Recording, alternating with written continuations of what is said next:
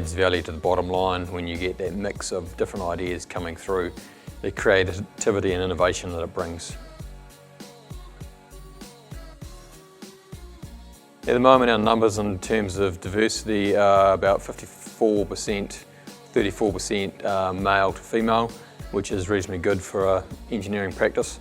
Over the last 2 years, our intake of grads coming through has been 50-50 male-female, which is exceptionally high for that diversity mix coming in. From an ethnicity basis, we have over 30 different ethnicities within HG, so really good in terms of diversity mix there.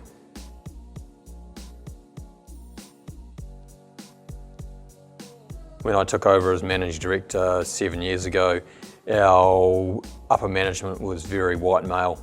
We've now got over 50% of our directors being female. So we've got 4 female directors and 3 male directors.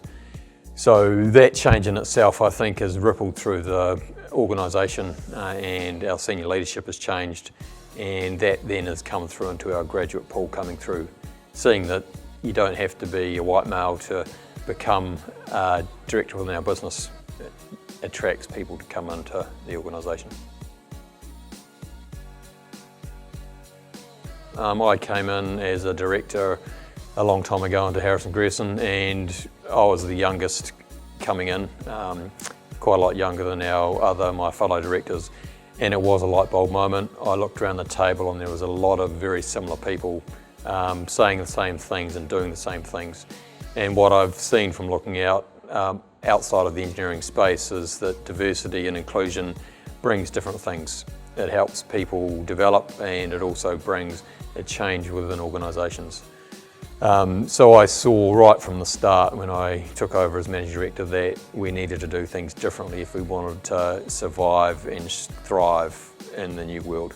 So first step was taking on board our first independent director, who happened to be a female, Margaret Devlin, and with her we've looked at our diversity mix across the whole business and looked at how we can bring a different line of thinking into how we do in diversity and inclusion.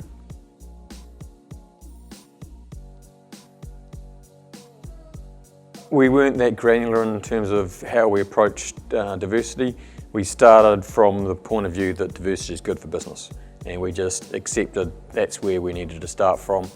We then looked at how do we start the discussion in the business.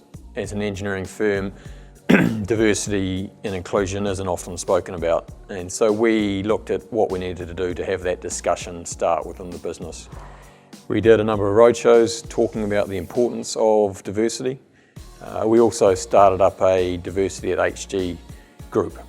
So a mix of diverse people from around our organisation came together and we formed a diversity group within Harrison Grierson, focused on what we needed to do as a business to encourage and promote diversity.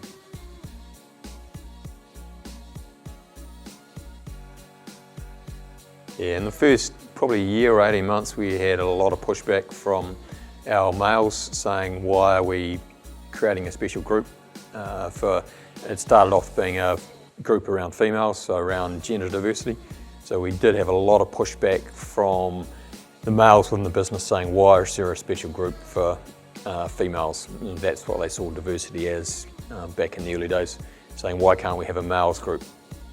And so we addressed it with discussing what the benefits of diversity is and how it does bring a difference of thinking within the organisation, which will help us into the future. We all live in a changing world, so how can we bring that different thought into our business to help us succeed going forward?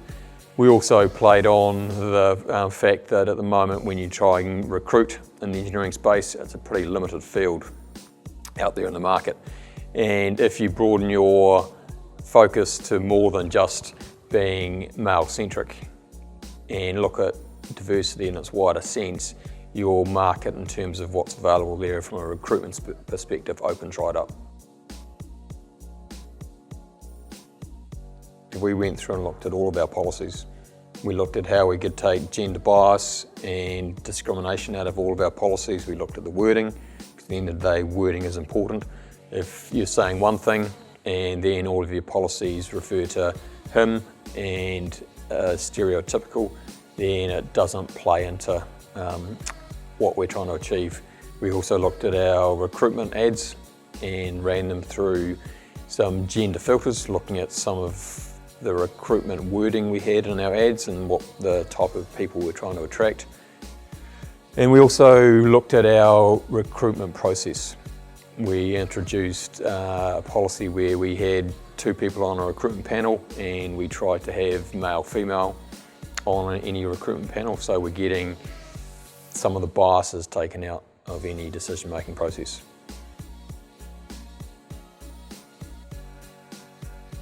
What we've focused on is around recruitment and some of the unconscious bias training around the recruitment process. So for our recruitment managers, we've gone through an unconscious bias training process, which is really to make people aware of unconscious biases which we all drag into our decision-making process. At the end of the day, everyone has unconscious biases, both positive and negative, and if people are aware of what those are and then can take that into account when they're making decisions, at the end of the day, hopefully they'll get a better outcome in terms of their decision making. Through a learning process, we don't always get it right. Sometimes we do things which aren't right and we need to learn from it. We do learning through a number of different ways. We run employee surveys. We have an Ask Your Team process we do where we go out and ask our team about how well we're doing things from a culture perspective, leadership perspective, business process perspective. And from that we can learn what works well and what doesn't. We have social clubs and social events we run within our business, and we try not to have those in hours which don't suit everyone. We've moved away from holding breakfast meetings because they don't suit everyone. We've moved away from the boozy lunches that used to be rife within the engineering sector because that again doesn't suit everyone and can put people off. So we're looking at what works for all of our workforce and all of our people.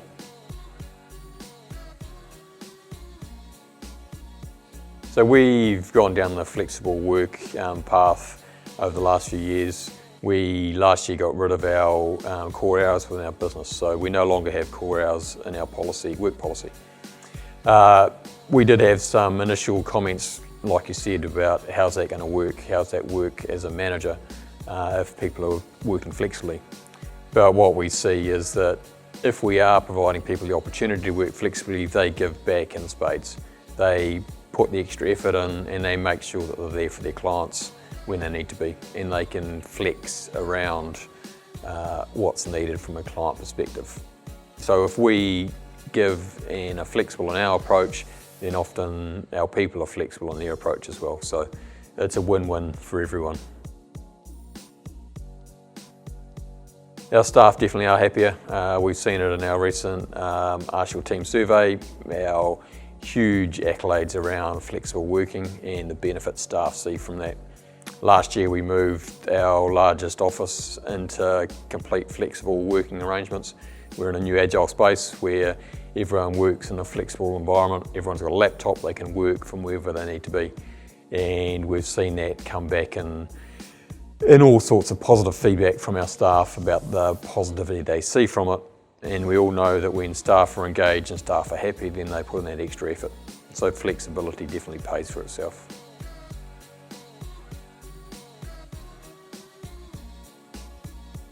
To me, it's a huge accolade of what I've been doing over the last 7 years in terms of trying to change Harrison Grierson and who we are as an organisation.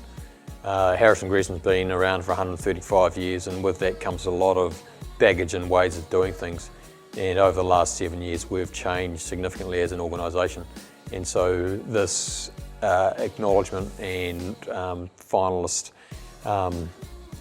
means a huge amount to me in terms of the work that we've put in to see that change through.